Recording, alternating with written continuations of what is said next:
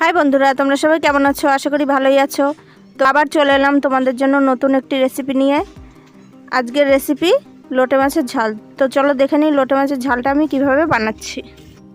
তো দেখো, প্রথমে এখানে একটি মিক্সির জার নিয়ে তার মধ্যে দিয়ে দিলাম কাঁচা পাকা লঙ্কা ও রসুন, আর দিয়ে দিলাম আদা কুচি। তারপর দিয়ে দেবো দুটো পেঁয়াজ দেওয়ার পর দিয়ে দেবো 1 চামচ ধনের গুঁড়ো ও 1.5 চামচ জিরা গুঁড়ো।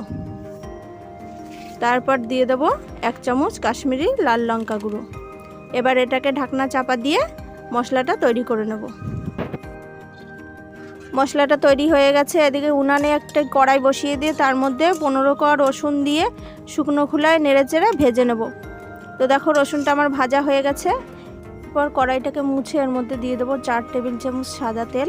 ফোড়নে দিয়ে দেবো এলাচ ও দারচিনি। তারপর দিয়ে দেবো 1 চামচ সাদা জিরা ও পেঁয়াজ কুচিটা দিয়ে আমি ভালো করে নেড়েচেড়ে হালকা লালচে করে ভেজে নেব। তারপর যে মশলাটা আমি করে নিয়েছি সেই মশলাটা এর মধ্যে দিয়ে দেবো। মশলাটা দিয়ে ভালো করে কষিয়ে নিয়ে তারপর এর মধ্যে দিয়ে দেবো 1 টেবিল চামচ লবণ ও 1 টেবিল চামচ হলুদ গুঁড়ো, আর দিয়ে দেবো টমেটো কুচি। সব উপকরণ দেওয়ার পর আমি আবারও ভালো করে নেড়েচেড়ে নিয়ে আবারও একটু কষিয়ে নেব।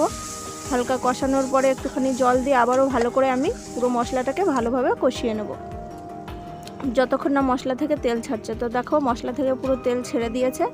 এরপর এর মধ্যে আমি দিয়ে দেবো লোটে মাছগুলো দিয়ে ভালো করে আমি হালকা নেড়ে দেবো। তো দেখো মশলা ও লোটে মাছ ভালো করে মিশিয়ে নিয়েছি নেড়েচেড়ে। হালকা হাতে নাড়তে হবে, বেশি জোরে নাড়াচাড়া করলে মাছটাকে পুরো ভেঙে যাবে, তাই হালকা হাতে নেড়ে নিলাম। এরপর এর মধ্যে দিয়ে দেবো ভেজে রাখা আলু। তোমরা চাইলে নাও দিতে পারো, তোমাদের চয়েস। তো আলু ও লোটে মাছ মশলার সঙ্গে আবারও আমি ভালো করে নেড়েচেড়ে এটাকে লো ফ্লেমে রেখে রান্না করে নেব।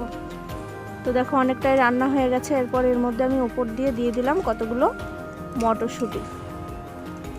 মটরশুঁটি দেওয়ার পর ভালো করে মিশিয়ে নিয়ে এরপর এর মধ্যে দিয়ে দেবো 6 থেকে 7টা কাঁচা লঙ্কা চেরা ও 1 চামচ গুঁড়ো গরম মশলা। লঙ্কা ও গরম মশলা দিয়ে ভালো করে আবারও আমি নেড়ে আগে যে রসুনের কোয়াগুলো আমি ভেজে রেখেছিলাম সেটাকে খোসা ছাড়িয়ে নেব। খোসা ছাড়ানো হয়ে গেলে এদিকে দেখো আমার লোটে মাছটা অনেকটাই হয়ে এসছে, তলায় যাতে লেগে না যায় তার জন্য আমি আবারও একটু ভালো করে নেড়ে দিচ্ছি। নেড়ে দেওয়া হয়ে গেলে এরপর এর মধ্যে দিয়ে দেবো ধনেপাতা কুচি ও ছাড়িয়ে রাখা সেই রসুনের কোয়াগুলো। এটা দিলে দারুণ একটা ফ্লেভার আসে আর খেতেও দারুণ লাগে।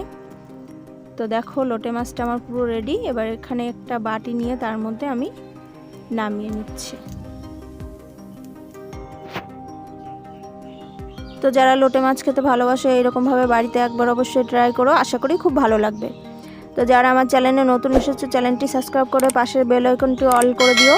লাইক কমেন্ট শেয়ার অবশ্যই করো। পরবর্তী ভিডিওতে তোমাদের সাথে দেখা হচ্ছে। তোমরা সবাই ভালো থেকো, টাটা।